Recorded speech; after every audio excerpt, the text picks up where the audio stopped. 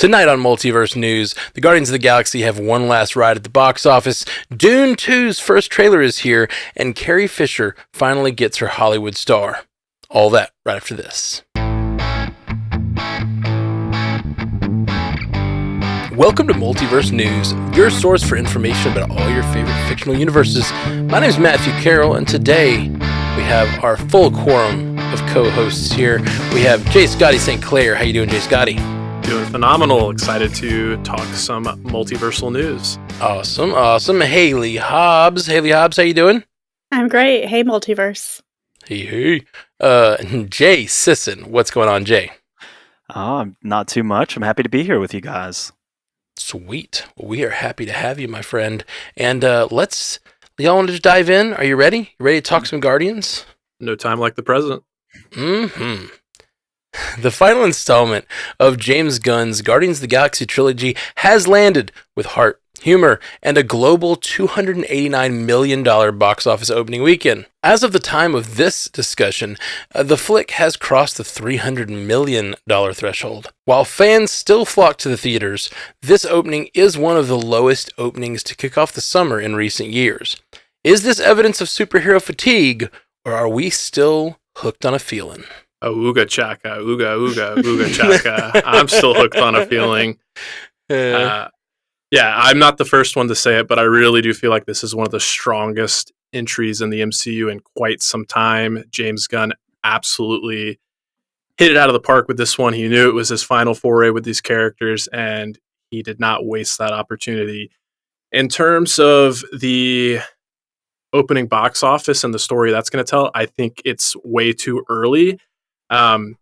It's kind of the boring answer, but this opening kind of falls in the middle of pretty much all the MCU movies we've seen. It's definitely opened better than Ant-Man and the Wasp: Quantumania. It's the second best opening weekend of 2023 so far. It's only been surpassed by the Super Mario Brothers so far, but it's not surprising that it was the first film to finally dethrone that juggernaut.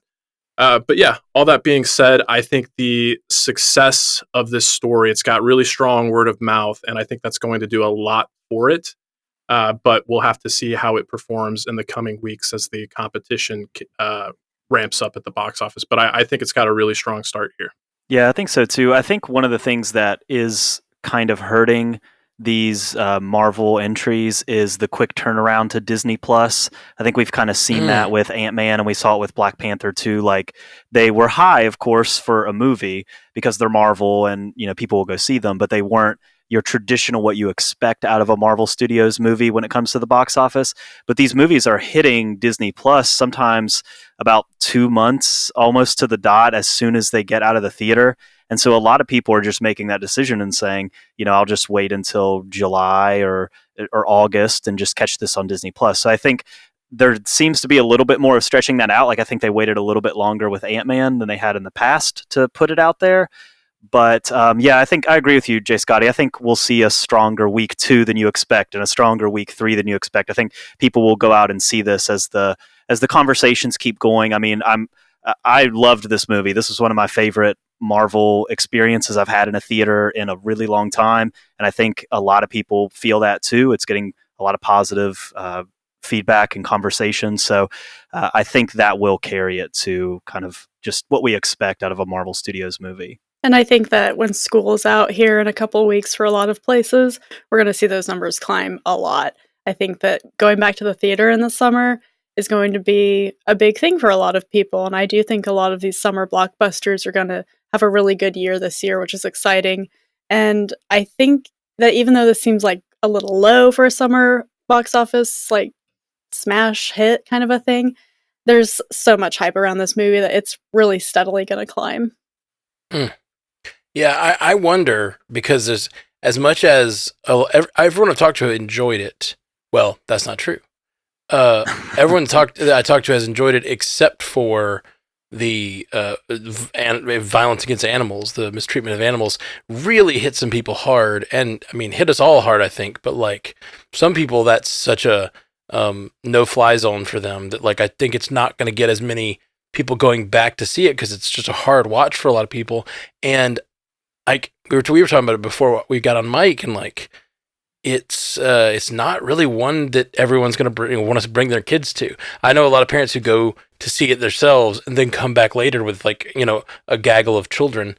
And I don't know that that's going to be happening as much with this one because, well, Mario's in the theaters. They might just go see that again instead of seeing something that's going to like cause a lot of questions in your child. And like in some questions, I think James Gunn was being deliberate. I think he like wanted to spur on some conversation with this, but it's so brutal that it's just it's not age appropriate for a lot of kids. Yeah, I think it's kind of an interesting thing that PETA has like come out and said like it's one of the strongest like animal rights activist films there because they're kind of known for their shock and awe approach sometimes. So the fact that they're advocating for it says that it's doing something right, but at the same time it could have that traumatizing factor. Yeah. That bunny is just terrifying and sad, and it's just like so cute, and I just can't imagine that some kids aren't going to go in there and just be like completely traumatized and have nightmares for a long time about some of that stuff because it's so dark. The bunny was definitely the saddest part. It was really sad, really Floor. sad. Oh, poor Floor. Okay, up next, Carrie Fisher, best known for portraying Princess Leia, posthumously received a star on the Hollywood Walk of Fame on May 4th. Fisher, a renowned writer as well as an actor, was represented by her daughter Billie Lourd and many others. Fisher passed away in 2016, but has now joined her Star Wars co-stars and friends Mark Hamill and Harrison Ford, who had previously received the honor. The event was not without controversy, however, as Lourd publicly lambasted her siblings for their attempt to profit off their mother's legacy in the wake of her passing. What say we? Was this a fitting tribute to the princess from a galaxy far, far away? I think our princess needed this star on the Hollywood Walk of Fame, which I know is a thing that I think the person pays for it. I think it's kind of one of those you're invited and you pay for it sort of things. But with Mark and Harrison already being on there, it makes complete sense that she should be on there too. And gosh, Carrie Fisher's life was not always super easy. And so Billie Lourd is really her mouthpiece now after she's passed away. And I know that there's been a lot of controversy with her family and a lot of abuse. And it's sad that she had to talk about it in a moment that should be one of celebration, but I think it's an important spotlight on the abuse that celebrities and stars tend to go through from the people closest to them sometimes.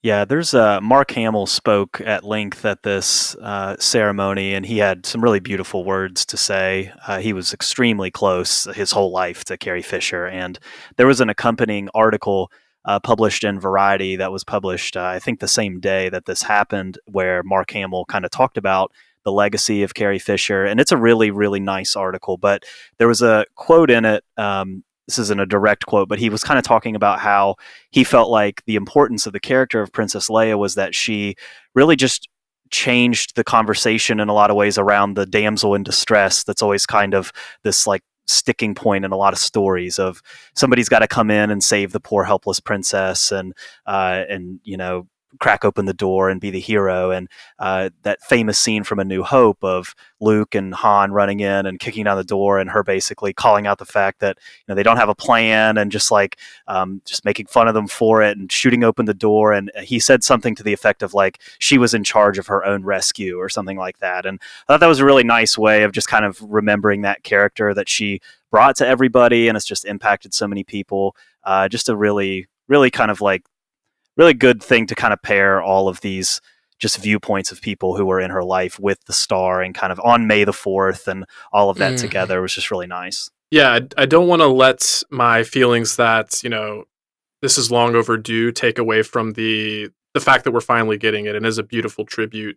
But it does feel like, it's a bit of a shame that she didn't get to experience this honor while she was still with us. But when she passed, whether or not you were a big Star Wars fan or not, like, you knew about it and you were part of the conversation because she just had that kind of impact. Like everything you've both said so far, like Jay, especially with like how she really changed the way that we view heroines on film, especially in these blockbuster films. Like she is so deserving of it, and I'm glad that, whatever controversies may have been there, they did not overshadow the impact that she had in a positive way in this industry.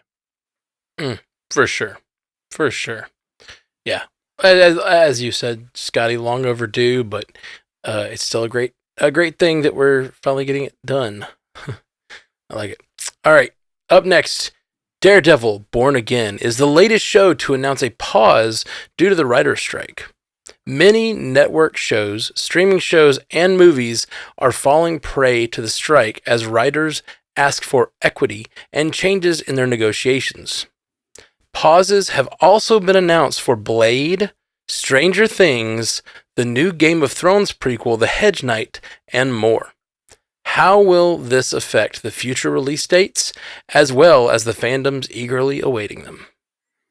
It's all just going to keep compounding. I mean, the longer this goes on, the more you're going to see this happen. You think about big franchises that map out multiple dates in the future. If you move one film, you have to move another film to bump it. And so when you're talking about if Blade has to be delayed, you're talking about other films under the kind of the Disney tentpole being delayed. Same with Warner Brothers, same with all of these big studios that call these dates really far in advance. And it's, we kind of talked about it last week. We're in support of the writers. We're in support of creatives. We're on that side, but also we recognize that this is just a reality of what's going to happen. The longer this draws out, the longer it goes, the more you're going to see announcements like this. And the Duffer Brothers, who are the producers of Stranger Things, they came out and said, because people were kind of saying, well, why are you pausing production on Stranger Things? Didn't you already write it? And they're like, listen, we rewrite all the time on set. Just because something's written and you're filming and you're in production, that does not mean that you are done writing. And so when you think about, I saw people like online being like, well, this is good news for Superman Legacy because it's already written. James Gunn posted the script and they're going to get right to work. And it's like, well, let's pump the brakes on that. Like they're not going to just roll in with that script. That movie's, if it keeps going, that movie's getting paused. You're going to see Captain America New World Order is probably the next one up that's going to get paused. I mean, there's going to be a ripple effect the longer it goes on. I follow Clark Gregg on Instagram, who was Agent Phil Coulson in the MCU, of course, and he made a post the day the picketing started that was like, do we really have to be doing this again? Like, he was with the writers, and he was just like, it was kind of like, I can't believe we're here again, sort of a thing. And it's frustrating for all the reasons we've already talked about, and I'm glad there are some things that are already done and still able to come out this year, and that's great for us, the fans, but yeah, let's get it figured out already. Coming off of our conversation from last week, I don't think this is unexpected at all, but that doesn't, as a fan, it doesn't make it hurt any less. Like these properties that I'm really excited for, especially those MCU properties, Daredevil Born Again and Blade, like those hurt knowing that we're going to have to wait that much longer for those, especially when Blade was so close to entering pre-production. But again, like in total support of the writers, and we've already compared this strike a lot to the 2007 writer's strike, which I think is totally appropriate. But looking back on it, that one lasted from late 2007 into early 2008. I think it was maybe 3-4 months in total. But Jay, you said ripple effect, and it had such a lasting impact on that whole year going forward and all the productions in 2008. And to that end, I just really hope that this gets resolved quickly and that, maybe the writers and the suits can find a middle ground and find some cohesion and make things right for both parties so that we can, get a move on with all these properties that we're so excited for. I really hope this doesn't, stall things up too much. Yeah, I'm in absolute agreement there, but it's such a weird balance. Like, I definitely am in support of the writers, as you've all said, but there's a point where you have to like just come together and make some meeting in the middle. But the thing that this whole story has me like thinking is how badly the whole of fandom and like the process of these movies coming out, and I see it mostly through the eyes of the Marvel Cinematic Universe because that's what I cover over there on the MCU cast. But like, it's so it already has been so affected and changed by those events and then like everything was just getting on its feet, and now this, and it just feels like it's a gut punch to see all this stuff having all these delays and all these changes and all these announced pauses. Because I am very much ready for them to get back on track as a fan, but man, there are some movies that start without writers on board. Like they get the script and just go for it. But they were talking about that possibility with Blade being a thing, but it's on pause. So I'm really curious what will come of this. Yeah, it makes me think about how Kevin Feige mentioned that Marvel Studios was going to be slowing down production and creating more space between things. But it's like whether or not he wanted to, it's happening now. So yeah. While 2021 into 2022 may have felt a little overloaded sometimes, in retrospect, it makes me super grateful to have all these things I can go back and rewatch now, because I didn't have the chance to do rewatches when they were all coming out back to back to back. At least I'll have some content to satisfy me in the wake here. Well, aren't you Mr. Silver Lining? Well, I'm going to bring balance to the force and say that so far it doesn't really look like they're very close. Unfortunately, anything I've read about it just says that these sides aren't even really talking, that there isn't a lot of budging, that both sides are sort of kind of just very far apart in what they want and what their expectations are. That's the tactic, though. If you're a striking organization, you got to make it hurt. And unless they're willing to come give you concessions, like that's why you're doing it. Like you want them to hurt. You want them not to be able to do their work for a long period of time, and you want them to wait it out. And so you kind of expect that once the strike is on, it's going to probably be on for a little bit because they're trying to get as much of those concessions as possible. It will probably eventually be somewhere in the middle, but they're trying to get it more towards their side of the demands, which is why the whole strike has to happen. But man, again, like we all said, hope it gets resolved soon. Sometimes you just got to plant yourself like a tree and say no. That's right. Cat. That's We're right. gonna just have a permanent segment on this podcast, like in this weekend, what's delayed, and it's just gonna be like another list of things. I'm just gonna be all of us are just gonna have like a single tear going down our cheek. Yep. We started Bingers Assemble like whatever, like 2019 or something.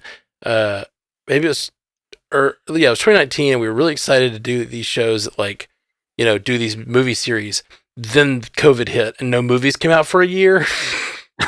And I feel kind of like that with like, we just started Multiverse News and we're like, what's going to happen in all these universes? Oh, 6 months of delays. That's all we're going to talk about for 6 months. Ooh, good. We started this just at the right time.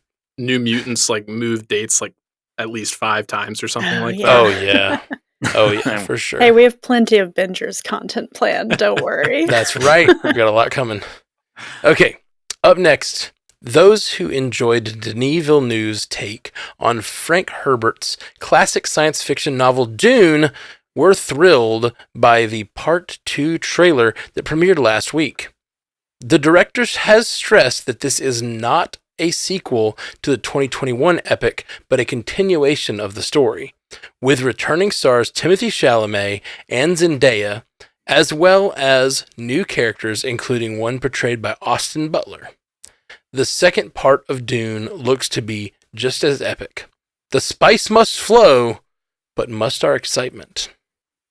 Of course it must. He who rules the spice rules the galaxy, or he who controls the spice controls the galaxy, rather. But I'm going to get my nitpicking out of the way. I bristle a little bit. I love Denis Villeneuve. I think he is a genius. I think all of his films so far have been masterpieces, but I do bristle a little bit at the fact that he says this isn't a sequel, it's a continuation of the story. Well, yes, if you're looking at the book, yes, but isn't that what all sequels are? They're a continuation of the story, at least in some regard. But anyway, this trailer was incredible and did everything it needed to do. I was already super excited coming off the first film, having read the novel, all the cast additions, but wow, this first look was incredible. Hans Zimmer's score coming back really swells and just energizes me and gets me so excited to return to Arrakis. Getting our first look at both Florence Pugh as the princess and Austin Butler as Faye Routha, just like I really love the visual language of this film and how they've interpreted the Harkonnens with like the pale skin and the bald heads and whatnot, and he looks so menacing. And yeah, I'm over the moon for this one. If you couldn't tell, we're just all getting out of Jay Scotty's way. We're just like, go for it. Mm-hmm. Yeah, this is how you do a trailer. You know, it's always interesting to see how sequels are going to perform at the box office because you just never know who's on board from the first one. But and the first one did come out in that like weird year where it was like, well, we'll do half movies, half HBO Max type stuff, you know. And so I think maybe not as many people saw it in the theater as would have in kind of a not delayed movie COVID type year. But I think this movie will perform really well. I think a lot of people who missed it in the theaters went back and caught it on HBO Max, and it seems to be like there's just a lot of hype around it. The Kwisatz Haderach will come back and be strong, and I'm excited for it. This is going to be a really different story than we saw in the first part. It gets really ramped up and really kind of crazy and wild, and I think that if maybe the first movie wasn't quite your thing, like stick with it because it gets really action-packed, especially in this second part of the book. So I say everything that Jay Scotty said, I feel as well. Dig it. Well, I will take you up on that because the first one, it was beautiful and it was well acted and it was well put together, but it wasn't necessarily for me. But I'm excited to see what the second one's like if it's that much different. It kind of felt, I guess, like part of what I felt when I saw it was this feels like half a movie. And so according to Denis Villeneuve, yeah, there you go. All right. Well, next up we have the lightning round. This is the part where we tell shorter stories, and only one of us gets to chime in and buzz in using their name to respond, and each of us gets one rebuttal for the entire lightning round. So here we go with our first lightning round story. It is heavily rumored that Margot Robbie has been officially offered the role of Sue Storm in Matt Shakman's upcoming Fantastic Four movie. Jay. Yeah, it's a rumor, but you know, they just probably offer everything to Margot Robbie. She's like one of the biggest stars in Hollywood. Like, it's not like Margot Robbie is begging Disney, like, please let me be in a Marvel movie. Like, they're begging her to be in a Marvel movie. So I would just imagine as soon as they sit down and they say, who are we going to cast in any movie with a female lead? They're just like, let's call Margot first. So yeah, of course she got offered the role. But again, it doesn't mean that she's going to be Sue Storm or whatever.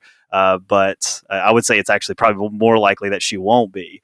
But it's, of course we're going to offer it to her. It's Margot Robbie. Matt, for a response, I really love this idea, but it's for the same reason that they love this idea. Well, they love it for money, but like I just love her in everything, and I think she's awesome. I think she's one of my favorite actresses right now. I think that's pretty ubiquitous. Like, it's not a fresh take at all, but I just think she's awesome, and I'm really excited to see her. I don't know how she'd fit in the Sue Storm character. The Sue Storm I think of is a little more buttoned up, I guess, but that's how I think of the character. But like, Margot Robbie tends to play a little wilder. You can name all of her movies, but she has that just like very New Jersey accent and a lot of things, and like, I don't know how that meshes with my idea of Sue Storm, but maybe that's exactly sort of the fresh look it needs. But I'm down if they think she's good for it. I'm very down. Yeah, Scotty. Yeah, you talk about that Jersey accent, and that's exactly where my mind went. The fact that she portrayed Harley Quinn, and we've often seen actors that kind of walk in both worlds, as they put it. They've been in Marvel movies and they've been in DC movies, but I feel like this is, if the casting ends up panning out, which I would be totally be for, I feel like this is the first time that like an actor has portrayed characters that are truly like household names in terms of like comic book characters. Like, I think the closest to it would be Chris Evans, and again, he was still in the Marvel family there in Fantastic Four again, but he went from playing, the Human Torch to Captain America. And I remember when that actually happened, I was kind of against it, but then once I saw that first Captain America movie, I was like completely sold, and he's gone on to become my favorite character in the MCU. So Margot Robbie is super talented, she's super funny, and coinciding with the rumors about Adam Driver just makes me really interested to see what version of the Fantastic Four we're going to see. And maybe we'll be, this is the multiverse saga. Maybe we're going to see many iterations of these characters. And I think she would be really good at portraying multiple versions, if that's the case. Yeah, Sandy, am I responding to myself? Am I allowed to do that? That's okay. Yeah, well, we all called it, I guess. So. I love this. All of you use it up right now. That's right. I'm just feeling like breaking the rules tonight. The San Diego Comic-Con's in July. I would imagine Disney's like, please don't let this leak until we can break this on stage in July and tell everybody who the Fantastic Four is. But like, it's for sure going to leak. Like, we're already sitting here talking about rumors of this and rumors of that. If she ends up being in it, I think she'll be awesome. We'll see. Indeed.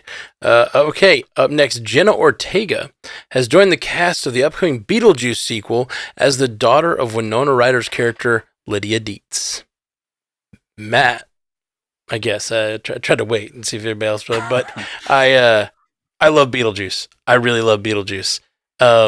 Really, and I think this casting is a little stunty to me because it feels like she just played Wednesday, and that's just enough like Lydia, like that it fits almost too well. It's almost like too cute by half or something.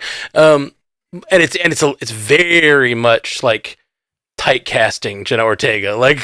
But who knows? You know what? I say that. What if they like? That's why they think they're casting her, and then she shows up as like a really sunny character, and she's sort of the opposite of her mom. Like, who knows? But it feels too cute. But I do love Beetlejuice, and I'm excited to see so many of these characters coming back for this movie. I'm excited. I'm excited for this. Haley, I'm using my response. I said I wasn't going to, but I am because you all used yours already and you can't respond to me. Yeah, Scotty, I saw you counting. You said his name 3 times. Michael Keaton hasn't showed up, damn it. I love Beetlejuice and I wish they'd just leave it alone. It's such a classic. It's so culty and it's so good. And this is one of the ones I'm going to plant a flag in the sand and be like, just stop touching it. I hear that. Okay, a clip of Kiss the Girl from Disney's live-action Little Mermaid drew controversy based on its more consensual approach, which included changing some of the song's lyrics. Scotty. Yeah, the changing of the lyrical content, no issue with that whatsoever. What I did not like about this clip is how lifeless it looked. Like, I don't know, these Disney live-action adaptations are really hit or miss, and I'm kind of wondering why they're continuing to do it. Like, if you're going to do it, give it some life, give it some imagination. And the realistic portrayals of Sebastian and Flounder are downright terrifying. What if we took the crab and we just made him a crab? What if we took the fish and we just made him a fish? Innovative, game-changing. Those types of crabs for sure don't breathe underwater either. Like, that's definitely a land crab. Under the sea, I can't breathe. Under the sea. Let's move on. Sorry, I'm cracking up about land crab. Okay. All right. Executive producer Robert Downey Jr.'s DC comic adaptation, Sweet Tooth, has been renewed by Netflix for a 3rd and final season. Cool. Matt. Sure. I don't know what did you guys say in your names? Land crab. That's your new buzzing word from now on. I didn't know this show. I've seen pictures of this show. I had no idea Robert Downey Jr. was involved, and I had no idea it was a DC comic adaptation. So this is kind of weird to me this has been on for 3 seasons, and I didn't know either of those two very pertinent to my interests pieces of information. Seems like Netflix did a bad job here or something. I don't know. Like, where's your marketing department? Okay. Somebody tied with me if anybody wanted to say anything. Tom, I think we all 4 said something, but half of them weren't names, so I don't know what was going on. Tom Hiddleston and Mark Hamill are set to star in an upcoming film adaptation of Stephen King's The Life of Chuck. Scotty. Get it? I don't know anything about this Stephen King. I don't know if it's a book or short story, novella, whatever it is, but you attach Mark Hamill to it, you attach Tom Hiddleston to it, and then you attach Mike Flanagan to it, and I'm pretty much sold. So I don't mind kind of going in blind on this one, but yeah, Town alone has a ticket sold for me. Sweet. It is a novella, and it works backwards. So it starts with the end of someone's life, and it goes to the beginning. It's great. Ooh. It's worth checking out. That's cool. I love that out-of-time storytelling. Okay, according to reports, Carl Urban is in talks to play Johnny Cage in the upcoming sequel to Mortal Kombat. Matt, why? Carl. Okay, I don't want to be a hater here. I didn't see let Carl get his money. Let Carl get. He's got his money. He's been in so many things. He's like Dread and Bones. You know, I don't know. But Butcher, so good as Butcher. I haven't seen this last iteration of Mortal Kombat. Has anyone? I have. You have. Well, I should let you talk then. But it was okay. It's just okay. Okay. Yeah. Well, that's kind of what I heard, and then I was just kind of like, what? I don't know. This is like a step down for Carl Urban after The Boys, I guess. I feel like Carl Urban graduating from The Boys seems like he could write his own ticket or whatever. I guess he's not done with it, but you know, who knows? Okay. Last story. The Kevin Costner-led series Yellowstone will end in November after 5 seasons, but its myriad spin-offs will continue. Haley, I think of all of us, I've maybe seen the most, which was like 1.5 episodes of this show. So I'm obviously qualified to talk about it. I know this news was very conflicting to me because people love this show, so they're probably like, oh no, Yellowstone don't end, but there's already been 2 prequel spinoffs, and obviously there's another one in the works, so I don't think Tyler Sheridan's Yellowstone is going anywhere really anytime soon. Yeah, absolutely. All right. Well, that's our stories. You guys tell them where they can find you online. Jay Scotty. Yeah, please find me over at Animation Deliberation. We are the podcast that takes action, animation, and cartoons seriously, but not too seriously. And Across the Spider-Verse tickets have been on sale for a couple of days now, so grab yours and get ready to join in on the conversation. Mm-hmm. Haley Hobbs. All beings and land crabs can hear me on Source Pages, where we read novels and comics as primers for the geeky TV shows and movies we love, including Across the Spider-Verse and Guardians of the Galaxy and so much more. Check us out. Awesome. Jay Sisson. You can find me at Commute the Podcast, where I host a weekly educational show with my friend Dave, and we each cover 3 interesting topics in 20 minutes or less, so you can get smarter on your way to work or wherever you go during the day. Yeah. My call to action for you guys today is hit us up with a review or a like or whatever on whatever platform you're on. We've been doing the show for a few weeks. You guys have been wonderful to listen and share it and everything. And so the show has grown quickly, and we're very excited to have so many of you guys listening. So, but please share it around. We would love to see this show explode so we can make more of it and have even more rich conversations. And if you're checking us out on Apple Podcasts and haven't seen the video element on Spotify or YouTube, check it out because Matt is doing a great job on the video editing and production there. Oh, thanks, man. Yes, thank you. Of course. Yeah, we're over at Stranded Panda on YouTube, and you can watch both videos of that, and we do a lot of some random videos and a lot of MCU cast on there. So check it out. We'll be back soon, guys. Peace. Later.